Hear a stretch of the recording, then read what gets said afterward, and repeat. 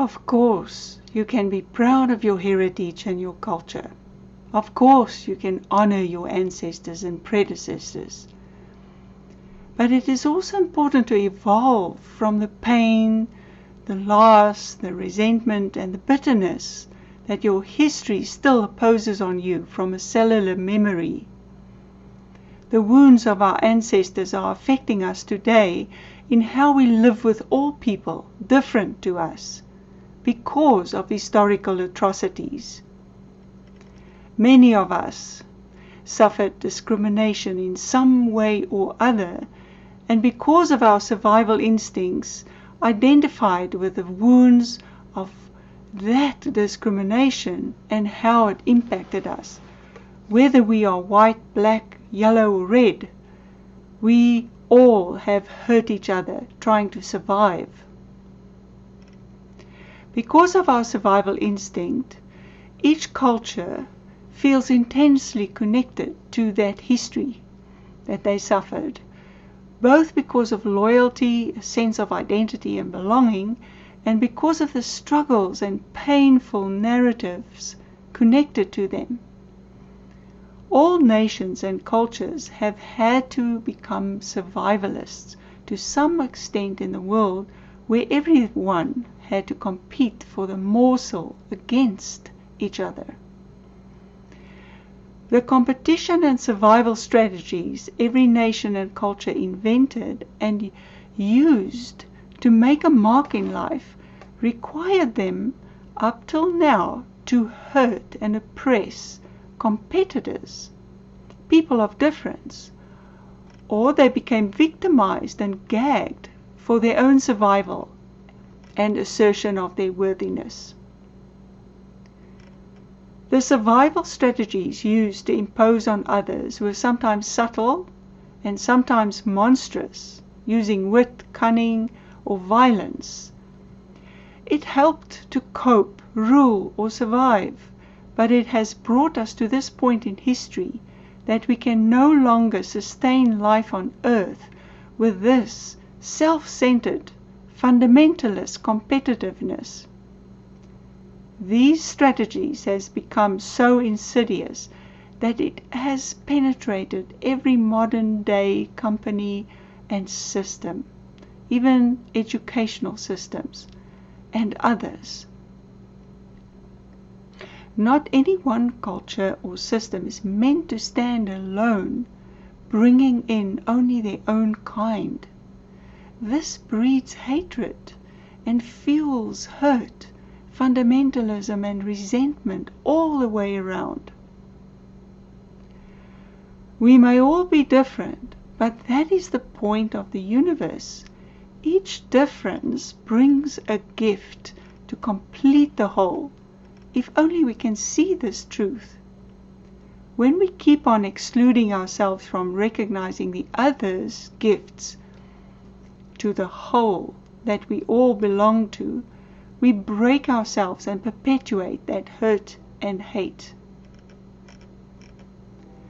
Cultural survival strategies either disempowers others to maintain control of exclusive benefit, or it breeds dark rebellion that sabotages the rulers that rob their identity, worthiness, and power. Survival strategies do not work any longer. The times are changing, and each person, each culture, no matter who or where they come from, is worthy to be recognized and contribute their unique contributions to the whole. But for this to happen, we need to recognize that we are a whole as a humanity and start to listen, understand, and appreciate everyone's differences for the qualities they have to complete the puzzle of human life. Cooperation and interdependence are needed in today's world. We need to understand others beyond our differences and empower each other. This is the time to heal individually and collectively to revitalize the whole world and humanity. Collective healing is not very different from personal healing. Inclusive love is needed personally and collectively. But we always start with the personal. In the personal healing journey, the individual moves beyond the family, ancestral and cultural or social conditioning and the narratives that keep them wounded to meet the inner aspects of being that is usually in conflict. Yes, within us there are many conflicting polarities, exactly like it is in the world around us. Most of us deny these polarities or are blissfully unaware of them. Being unaware of personal polarities and internal conflicts causes projection, blame, hatred towards others, and denial of personal shortcomings. This is the human condition to do this. The state of our internal personal polarities is reflected on how we project these onto others.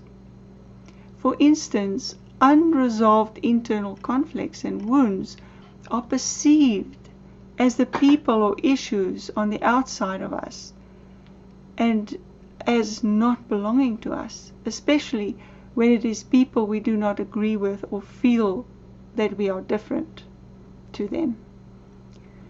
Controlling others is a form of fear, where power becomes a false way of staying safe from whom you fear, even the parts within you that you don't recognize.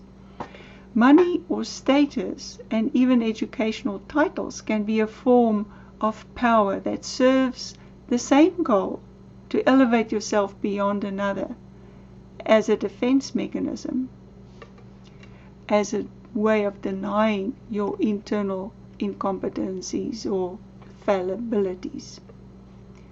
Intention is important here. The intention to serve humanity as a whole by elevating yourself, or in contrast to that, to gain power over others.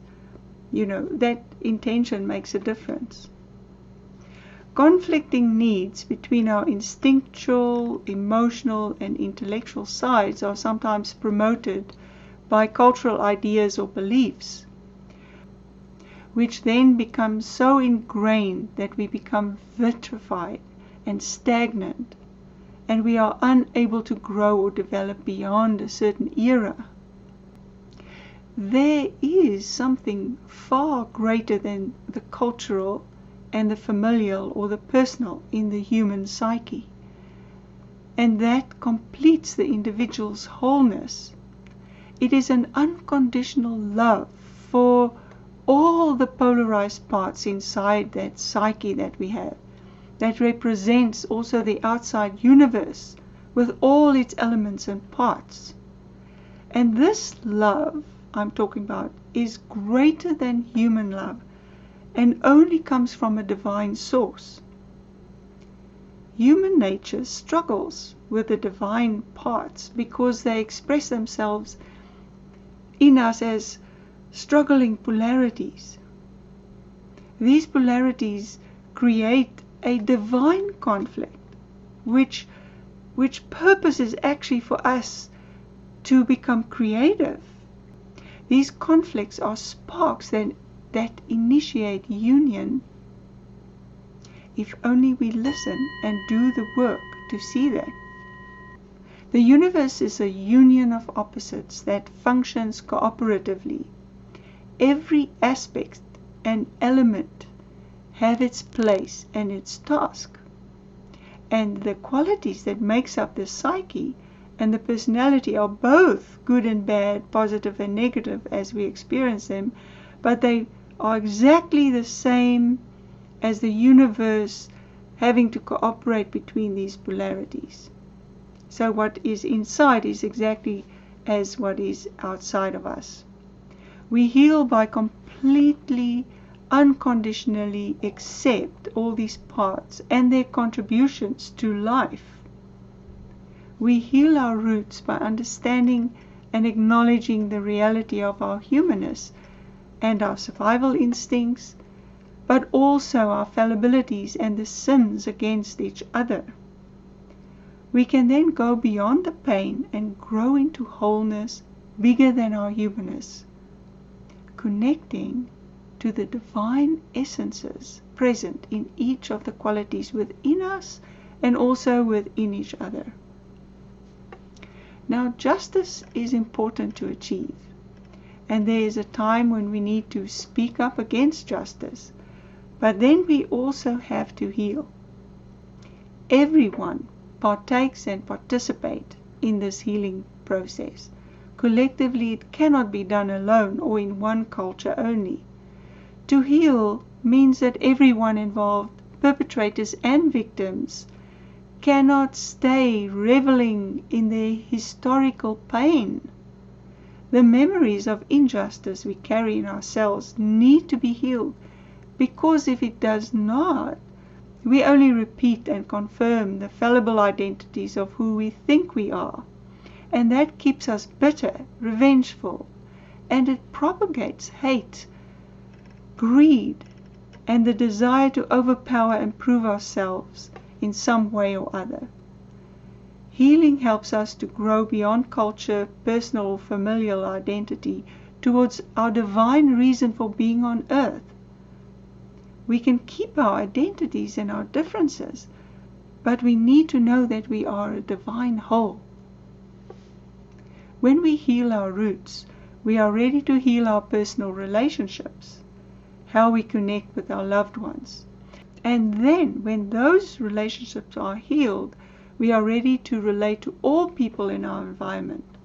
From there, we heal to love with compassion, and then to love inclusively, cosmically, and mystically.